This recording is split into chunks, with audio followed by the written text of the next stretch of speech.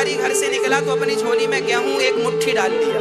झोली खाली नहीं होनी चाहिए ना, भिखारी का भी भाव ये था। चलो, आज भिखारी सोच रहा था आज काश राजा मिल जाता और राजा मुझे बढ़िया भीख दे देता तो मेरा काम बन जाता। सोच ही रहा था कि राजा की पालकी सामने से आ गई। राजा की पालकी सामने से आ गई। आज राजा पालकी से उतरा, भिखारी ने देखा राजा आ रहा है, शायद मुझे भीख देगा। भिखारी प्रसन्न हुआ, तभी राजा पालकी से उतरा और भिखारी के सामने आकर खड़ा हो गया। भिखारी दंग रह गया, जब सोच रहा तो वही हुआ, लगता है राजा देगा, पर उल्टा हुआ। राजा ने अपनी झोली फैलाई भिखारी के सामने, भैया आज हम आपसे कुछ मांग रहे हैं।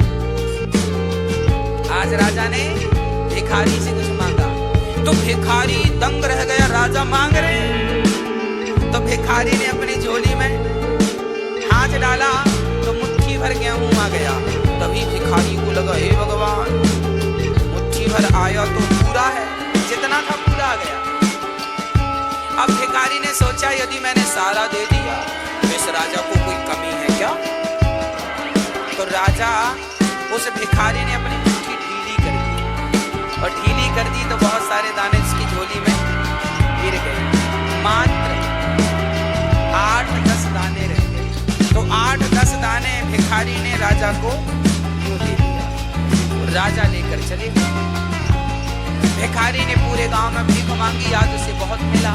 जब घर लेकर आया उसने सारा अनाज रखा तो उसने देखा कि उसके अनाजों में कुछ चमक रहा है। ध्यान से देखा तो उतने ही दाने सोने के हो गए थे जितने दाने उन्होंने राजा को दान में दिए थे।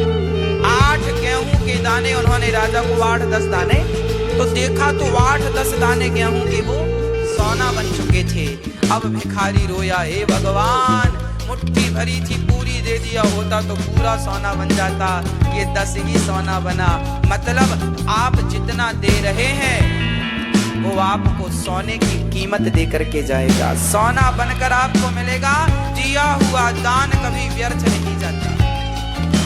जितना हम देते हैं, अरे किसान खेत में 1 कुंटल गेहूं डालता है तो 4 महीने में 20-25 कुंटल आता है कि नहीं?